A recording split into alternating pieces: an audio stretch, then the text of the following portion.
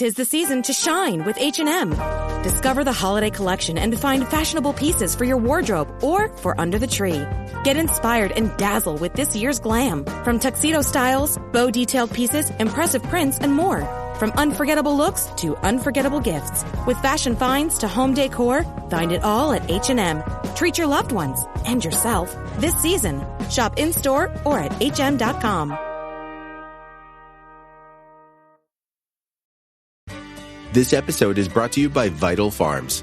Isn't it bullshit to have to question where your food comes from? At Vital Farms, you can trace your pasture-raised eggs all the way back to the source, the pasture. On the side of each pasture-raised carton of eggs, you'll find the name of the farm where your eggs were laid.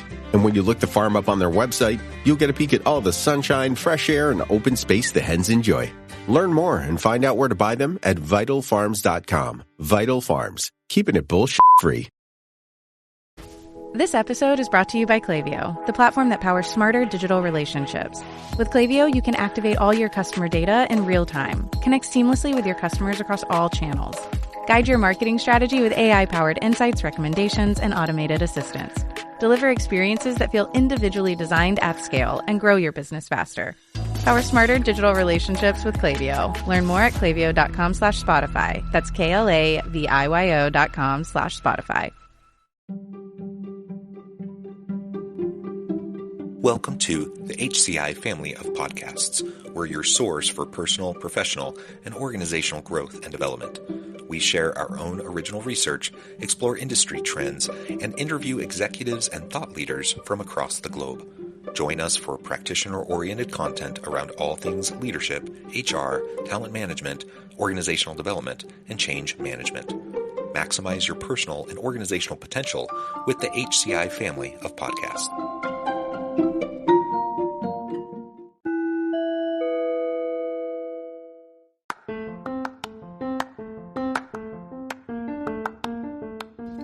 Welcome to the podcast. In this podcast episode, I talk with Raine Mahdi about the benefits of nearshoring and key steps to take for organizational leaders.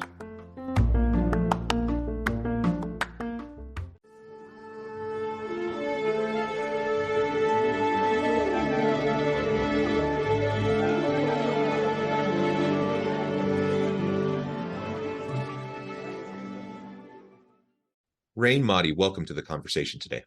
Thanks, man. It is a pleasure to be with you. You're joining us from San Diego area of California. I'm south of Salt Lake City in Utah. And today we're going to be talking about nearshoring, the benefits of nearshoring and key steps that organizational leaders should be taking if they want to pursue this as an option. This is a really interesting topic to me. One, admittedly, I don't know quite as much about as some of the topics I typically explore with guests on the show. So I really appreciate you taking the time out of your busy schedule to meet with me, have this conversation, share your insights, and I think it'll be eye-opening to everyone today. As we get started, I wanted to share Raine's bio with everybody. Raine Mahdi is a lifelong entrepreneur from San Diego with deep experience in sales, business development, and product sourcing. He's currently focused on building zipfox.com, the world's first global B2B product sourcing platform, and establishing new global norms for trade and hiring. Super interesting. Raine, anything else you would like to highlight by way of your background or personal context before we dive on it? No, let's get into the story. I think it'll all come out in the story, but that's a great intro. I appreciate it. Okay, cool. Well, why don't you start by telling us a little bit more about ZipFox and what you're trying to accomplish there, and then we can start to unpack this idea of nearshoring. Absolutely. Yeah. So, really the story goes back to I started as a buyer, and I always think about that with our platform. So like you said, we're a B2B product sourcing marketplace. For people who don't really know what that is, most people know what Alibaba is. I hate to make that comparison, but it's the easiest way to get people up to speed. If you know what Alibaba is, then we basically do a similar thing.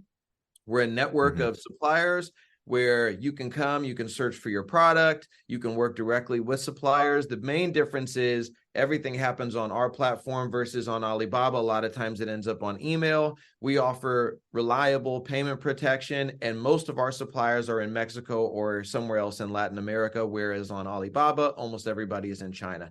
So those are the two big differences. And I started off as a buyer. My last company was a packaging company.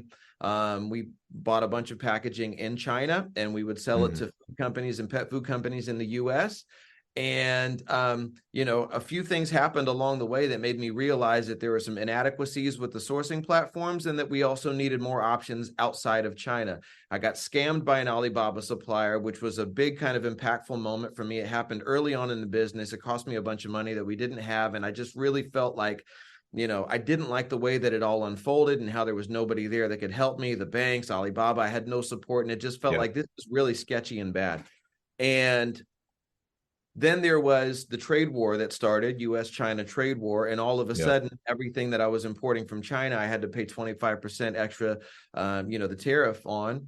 And at that time, a lot of people started looking for alternatives to China because everybody wanted to avoid the tariff. I thought about my own small business, importing packaging, which isn't a very expensive product by nature of volume. Maybe you're paying 5 cents, 10 cents a unit. I thought about the people who were importing furniture and clothing and electronics and these huge, expensive, multi-million-dollar shipments that they're paying 25% extra tariffs on. And I just thought that's insane. I don't know how they absorb that. So I started looking for options outside of China. And the first thing I did was I went back to Alibaba, which is where I used to find my suppliers too. And you start looking for other countries and you quickly realize that, wait, I thought I had access into a global marketplace, but this is a China marketplace. Anything I try to find outside of that, all roads lead to China. That's why I say that ZipFox is the first global marketplace. Most people probably think it's Alibaba, but if you really think about it, they're a China marketplace. So I start thinking about, what else can I do to find suppliers outside of China? So I start Googling and I'm looking for suppliers first in India and Vietnam, things that are kind of more along the lines of what I'm used to. I source things from Asia because it's cheap. I think most people take that same thought track. And I start looking for things there, and it's very uncharted territory. I'm finding websites and Facebook pages and trying to call and email people. It's just very not put together. And so I start thinking more outside the box. I kind of back up and go, okay, that doesn't feel right. What else is there out there? And that's when I stumbled across the idea of Mexico. And I had a customer in my packaging company who they found a supplier in Mexico before, and they had actually told us, hey, we're going to stop buying from you because we found this supplier in Mexico. And I was like, oh, that's pretty smart. You can get your stuff faster. That's a good idea. So I said, maybe I can find a supplier in Mexico to make our product that we can sell. And so that way we can deliver to our customers faster. So I started getting excited about the idea of sourcing from Mexico. So I started looking and I think to myself, well, Mexico being right next door, even though we're not doing it, it's got to be done. There's got to be an Alibaba for Mexico already. Let me just find that. I'm searching. I don't find anything. So I start Googling, okay, packaging factories in Mexico, packaging suppliers, and it takes me down the same path. Forgive me if I'm being too long-winded here. No, this is great. Okay. So it takes me down the same path that I went down when I'm looking for factories in India and Vietnam and everything else. It's the same thing. Some a couple websites, which manufacturers typically aren't very good at putting together websites, some shoddy looking websites, some Facebook pages, trying to make some phone calls, secretaries answering in Spanish. I don't speak Spanish. Still, I don't speak Spanish. And it just wasn't there. So I took another step back. Now I'm stepping all the way back and I'm taking a bird's eye view at this and I'm going, okay, wait a minute. The sourcing platforms out there are sketchy. They don't have the options that we need. Mexico seems like a really good option and there's tons of manufacturing there the more I learn about it. But how come we don't have access to these factories? I'm looking at data and research reports, and I'm realizing that people who do want to source from Mexico or anywhere else, the biggest hurdle they have is a lack of sourcing platforms or, a way to find these factories. And I thought this can be done better. You shouldn't be unsure of who you're dealing with. It shouldn't be that easy to scam you. You should know that the factories you're working with really are who they say they are, that they're either really a manufacturer or a trading company. It should be more clear who you're dealing with. You should have payment protection that you can trust. And you should be able to find options outside of China. And particularly, Mexico seems like a really great option. There's tons of manufacturing there. It's literally right there. For me being in San Diego, it's literally right there. You can't go further south in the United States. If I drive an hour south, I'm in Mexico. I used to go as a kid all the time, go on vacation. So it just didn't make sense to me that it was so inaccessible.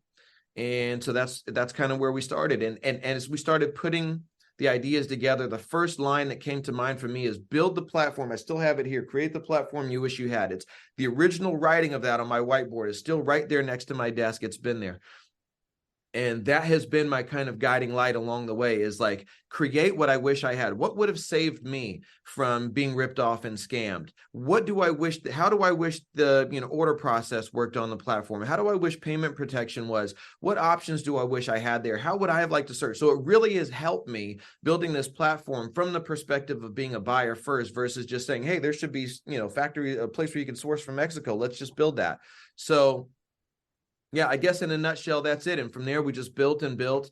And then when I got to a point where I said, okay, we're ready to at least do a soft launch and release this thing into the world, I sold my packaging company so that I could focus all of my attention and energy on this.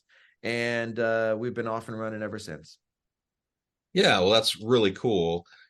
And this notion of nearshoring, contrasting that with offshoring, right? I love the idea, and you're right. I think a lot of people, their minds jump to Southeast Asia for cheap labor for these markets, etc. But why not? I mean, there are so many other potential markets and producers and suppliers much closer to where we're at here in the continental United States, for sure. To maybe talk us through a little bit more the benefits you've seen of nearshoring as you've been creating ZipFox. Yeah, it's a great question. So first thing I'll touch on is, I guess, the cost, since you brought it up. When you think about, Southeast, and when you think about where you can get cheap goods in the world, your mind first points to China / Southeast Asia, as you said. And that's true. You can definitely find some of the cheapest goods there. However, you have to look at costs in their entirety, everything that you build into a cost, your delivery time, your cost of delivery, the tariffs or taxes, import taxes, and risk, if you want to count that, but we can call that separate for now and just think about hard costs. The cost of labor, a lot of people don't know this, is actually cheaper in Mexico than it is in China. China's labor cost has been climbing as their middle class is growing, as more money has been coming in, as they've been building up their economy. And that's one of the reasons why you'll find these days a lot of Chinese manufacturers and factories and companies trying to move and set up a satellite location in Mexico, because they also want to capitalize on the cheaper labor that you can find in Mexico. And this trend in nearshoring, they don't want to get left behind. And so a lot of people are saying, hey, that's where it's going next. We need to be there. So one of the benefits is the cheaper labor cost.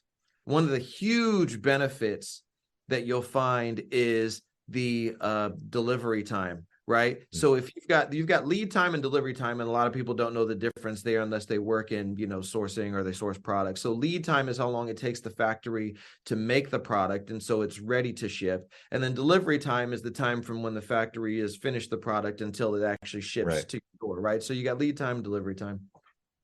Lead times may be similar in Mexico and in China. Maybe it takes 25 days to make X product, whatever that is. From there, though, is where you see the big difference. So to ship from China to the US, if you're shipping to the West Coast, like right on the coast, LA, San Diego, you're looking at about 4 weeks, a week in customs, 2 weeks in, on the water, and then another week in customs and delivery. So about 4 weeks, could be longer, just depends on what's going on. If there's port congestion, could be whatever, you never know. But typically 4 weeks. If you're going to the Midwest or the East Coast, it could be more like 7 weeks. Down in Georgia, Florida, it takes longer because they go all the way around and come down. So, or take train, maybe has to like come on land and then take the train. So 4 to 7 weeks. Shipping from almost anywhere in Mexico to anywhere in the US, it's like 5 to 10 days. So you're talking about 5 to 10 days versus, basically, like I say sometimes, 5 to 10 days versus 5 to 10 weeks. So you're saving a month plus on delivery time. Now that means a lot. I can take from my packaging company that I had, where so many times we had clients that would pay for rush shipments, air freight, basically. If they needed their product sooner. And they might pay thousands. I've seen people pay $10,000 for an air freight shipment. That's so much money, and it adds to your landed cost, right? I've seen people pay more for air shipping than they paid for the product itself. And so for a lot of people, time is more important than money. If you're in an industry like, think about clothing. Let's say there's a trend that something funny has happened and you're making a t-shirt, just an easy example. If it takes you a month and a half to get that, you may completely miss the trend by the time the goods land, right?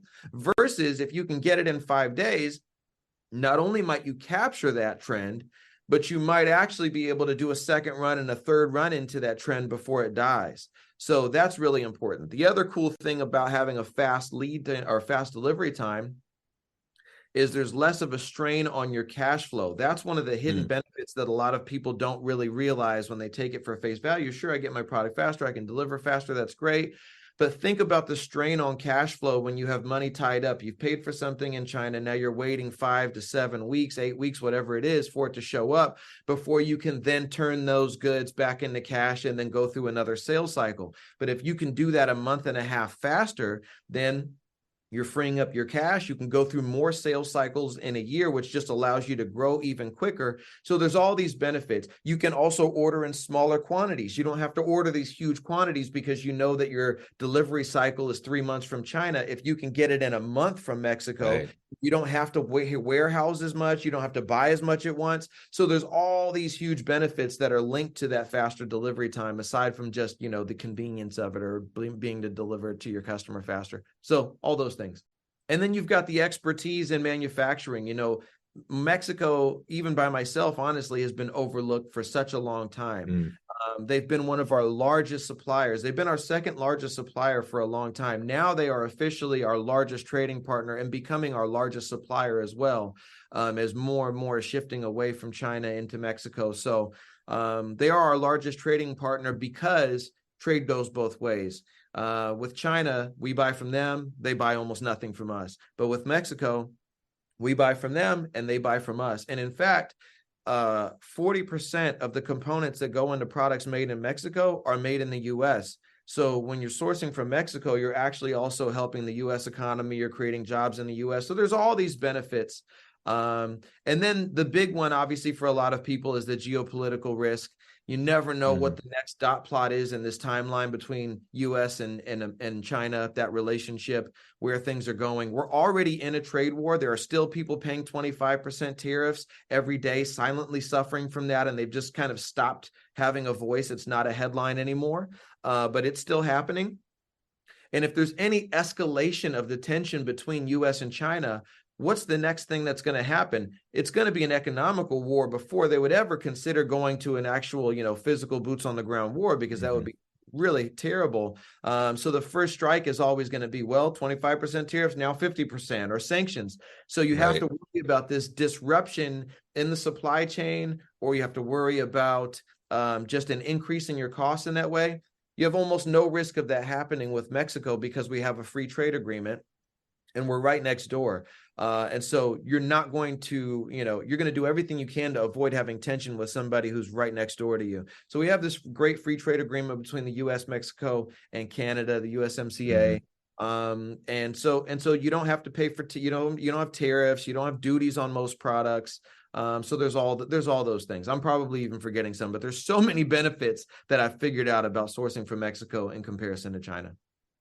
Yeah, and whether we're talking about nearshoring or offshoring, from a human capital perspective, that's a tool, that's a strategy that's been used for a long time, right? And as we gained access in a interconnected globalized world to cheaper labor in other parts of the world, it became more and more common to do more and more offshoring.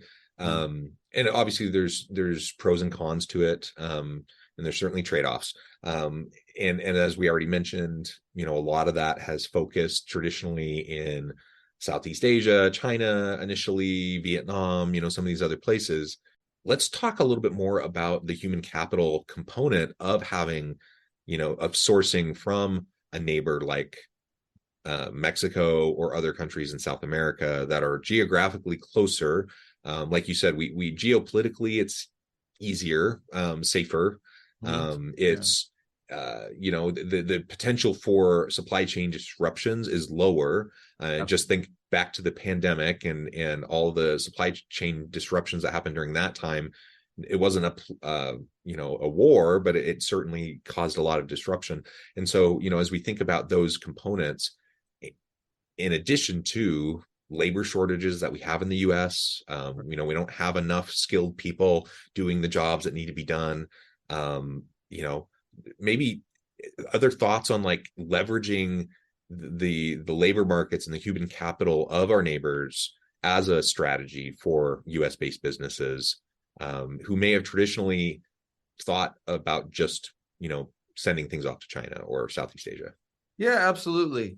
One of the big benefits that people speak about with China is just the massive labor force that they have, which is true. I mean, it's unparalleled.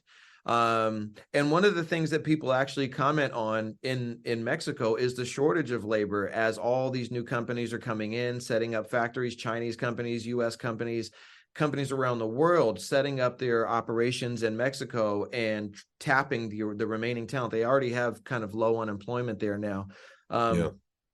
But there's a lot of skilled labor there. At the moment, it's not a bottleneck. I think what we're trying to do is see into the future that it could become a bottleneck at some point, but it's not right now. More and more people are becoming skilled as new factories, new companies are coming in and training up unskilled laborers into skilled laborers. So I think there will be this kind of shift in like the labor pool is there. However, where is that labor focus now in other areas, maybe service and things like that, because it's been mostly a tourism kind of economy.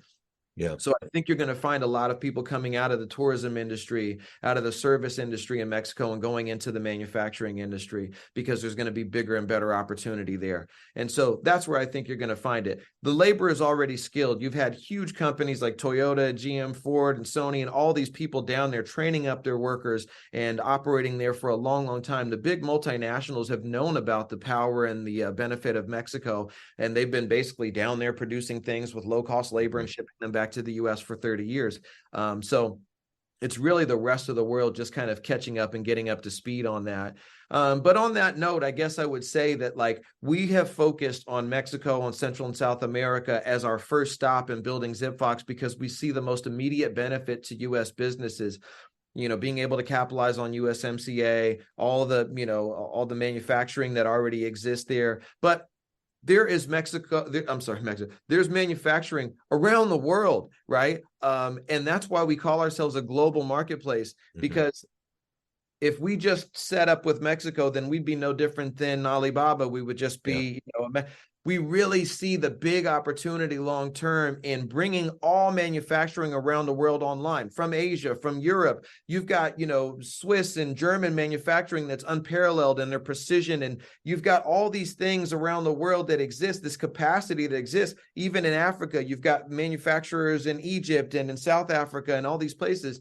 And just like there's a proximity benefit of Mexico to US, you've got a proximity benefit other places to other places, like Egypt is very close to Europe. And so for them, is Mexico going to be a great benefit in terms of proximity? No, absolutely not, right? So the same thing, you can't have the same solution for every problem. So what we really see is in terms of just kind of the human capital is the global human capital. If we can create these types of, synergies between countries, if we can create accessibilities, if we can allow manufacturers around the world to be able to tap into the global market and buyers around the world to be able to tap into the manufacturing that exists everywhere, that's where the real value lies.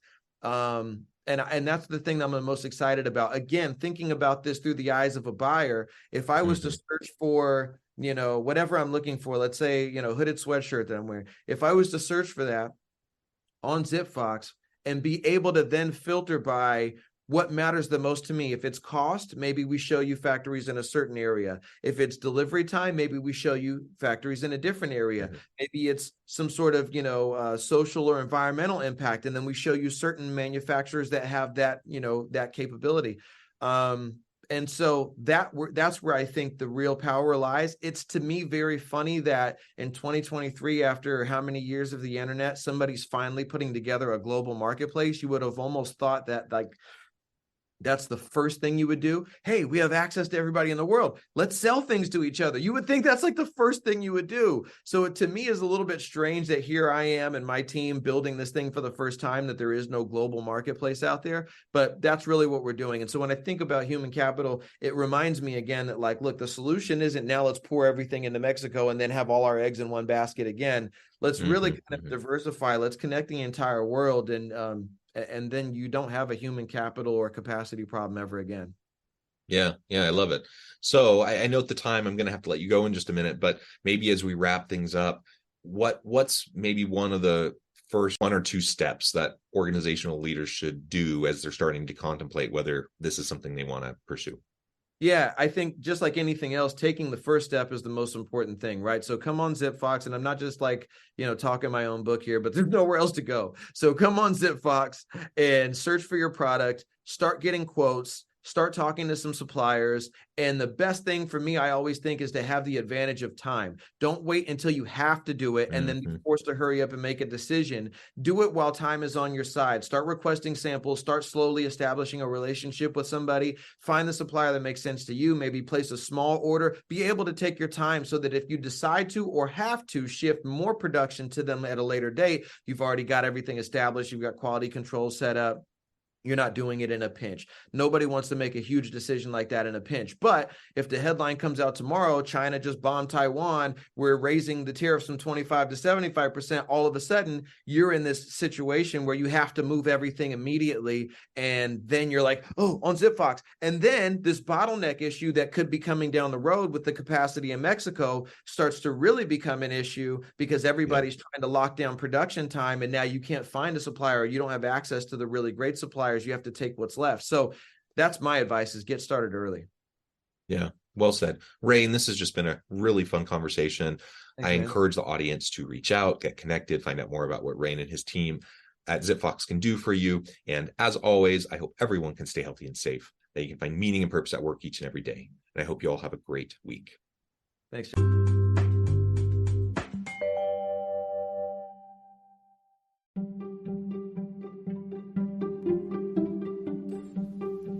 Thanks for joining us for this episode of the podcast. We hope you stay healthy and safe, and please join us again soon.